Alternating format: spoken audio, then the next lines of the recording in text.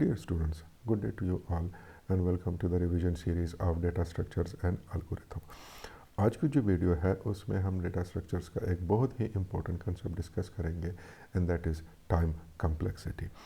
Now to understand time complexity, let's discuss something first which is simply called execution time. Now what is an execution time? It's a very simple concept, that is आपके कुछ programme है, आप उसको किसी system पर execute कर लेते हैं and you measure how much time it takes to execute that particular program. अब इसके साथ इशू क्या है, इसके साथ मसला क्या है इस अप्रोच के साथ. सपोज करें दो स्टूडेंट हैं, एक स्टूडेंट ए है और एक स्टूडेंट बी है. Now student A and student B, both of them execute these programs on different computers. एक का कंप्यूटर बहुत ही फास्ट है और दूसरे का कंप्यूटर बहुत स्लो है. Now automatically that means the execution time in this case will be different. अगर हमारे पास execution time ही different है, so that means कि execution time है, it is actually not a good measure to know कि हमारा जो programme है वो कितना फास्ट है, for example. Okay, so to solve this problem जो हमारे पास कंसेप्ट इस्तेमाल होता है उसको हम कहते हैं कि basically time complexity. Now time complexity will remain the same regardless कि आप इस प्रोग्राम को या इस कोड को किस किस्म के हार्डवेयर पे एग्जीक्यूट करते हैं. सो व्हेन वी से time complexity, it actually measures क्या मेजर करता है, रन टाइम को मेजर करता है. और रन टाइम किस पे डिपेंड करता है, आपके इनपुट के साइज पे डिपेंड करता है. Now to understand this in detail, let's take an example. So suppose करें ये हमारे पास कुछ कोड है. कोड क्या काम कर रहा है, सबमिशन कर रहा है. Now in this particular code हमारे पास कुछ स्टेप्स हैं. Now let's take an example of this step. ये स्टेप कितने टाइम एग्जीक्यूट होगा, ओनली वन टाइम एग्जीक्यूट होगा. सिमिलरली ये जो प्रिंट का स्टेप है ये कितने टाइम एग्जीक्यूट होगा, ये भी वन टाइम एग्जीक्यूट होगा. Now when we take example of this two steps, now it totally depends on the size and that is input. कि अगर हम 10 एलिमेंट्स को ऐड कर रहे हैं तो 10 टाइम एग्जीक्यूट होगा, 100 एलिमेंट को ऐड कर रहे हैं तो 100 टाइम एग्जीक्यूट होगा. That means this particular step and this particular step they will be executed n times and n in this case is your input size. So when we add all of these steps together, we come with a formula that is 2n plus 2, and this 2n plus 2 actually tells us कि हमारा जो programme है, हमारा जो code है या जो हमारा एल्गोरिथम है उसमें कितने नंबर ऑफ स्टेप्स या कितने नंबर ऑफ एग्जीक्यूशन होंगी, and that totally depends on your input size. And now अब ये बिल्कुल मैटर नहीं करता कि आप इसको किस सिस्टम पे एग्जीक्यूट करते हैं, because we have come up with function और function will remain the same regardless कि हम इसको किस किस्म के हार्डवेयर पे एग्जीक्यूट करते हैं. नाउ इन दिस फंक्शन हमारे पास एक तो ये n की टर्मिनोलॉजी है which is a variable part, और these two, these are actually constant. Now what we do when we measure the time complexity, हम कहते हैं कि जो constant part है उसको हम simply क्या कर सकते हैं, इग्नोर कर सकते हैं. क्यों इग्नोर कर सकते हैं, बड़ी सिंपल सी एग्जांपल देता हूँ. जब आप मिलियन पर जाएंगे या बिलियनियर बन जाएंगे उसके बाद आप हंड्रेड्स और टेंस इसको काउंट नहीं करते. Basically the same concept applies here. when we measure this time, this function for the input n, हम इसको basically measure करते हैं for n approaches to infinity. So we measure this for a very huge amount of data. So in that particular case these constants don't make any difference, or it is such a negligible कि हम उसको simply क्या कर सकते हैं, omit कर सकते हैं. So we simply say that it is a linear function, in this case 2n plus 2, but in this linear function this n is actually the most important part, and this n represents the complexity of this algorithm. In this case जब हम इसको asymptotically represent करते हैं, I will explain asymptotic जो हमारे पास notation है in another video, but we simply say that it is O of n in this particular case that represents the time complexity of this algorithm.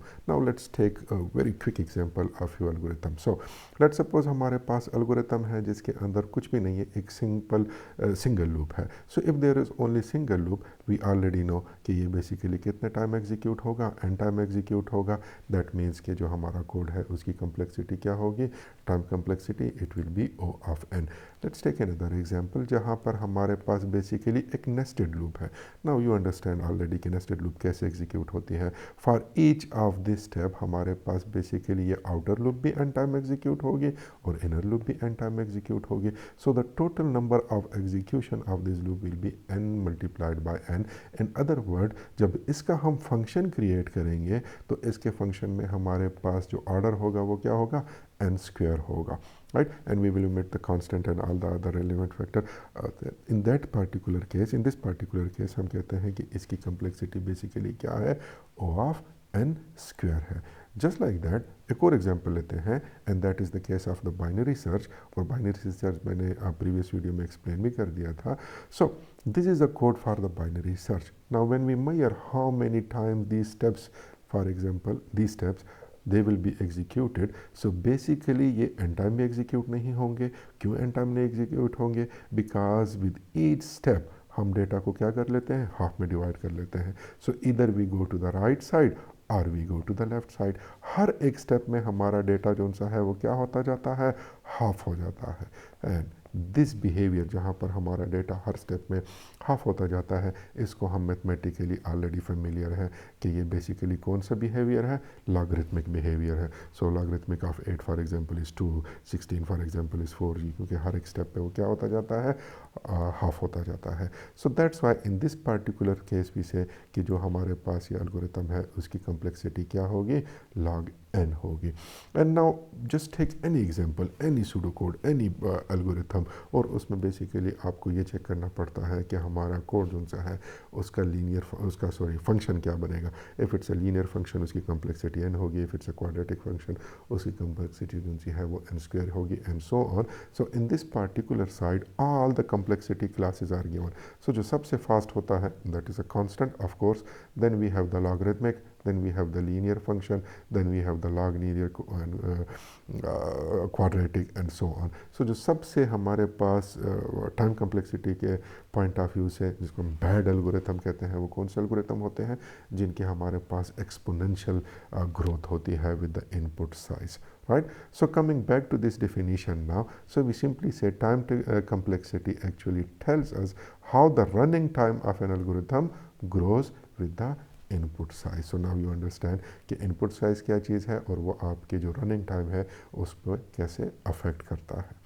Now with time complexity there is also the concept of the space complexity.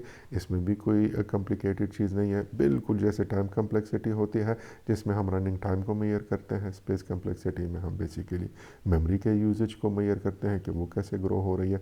So for example अगर हमारे पास एक अरे हम create कर रहे हैं किसी भी प्रोग्राम के लिए, तो array is a linear data structure. Again go back to my previous video, वहाँ पे ये क्लियर है। सो जब हम लीनियर डेटा स्ट्रक्चर की बात करते हैं दैट मीन्स कि वो लीनियर है, दैट मीन्स कि उसकी जो कम्प्लेक्सिटी हो क्या होगी, ओ ऑफ एन होगी। लेकिन जब हम टेबुलर डेटा स्ट्रक्चर को क्रिएट करते हैं, right, so in this case we have n number of rows and n number of columns, so total number of space required is n multiplied by n, in this case n square। so depend करता है कि हम कितनी memory को use कर रहे हैं, and that becomes our space complexity।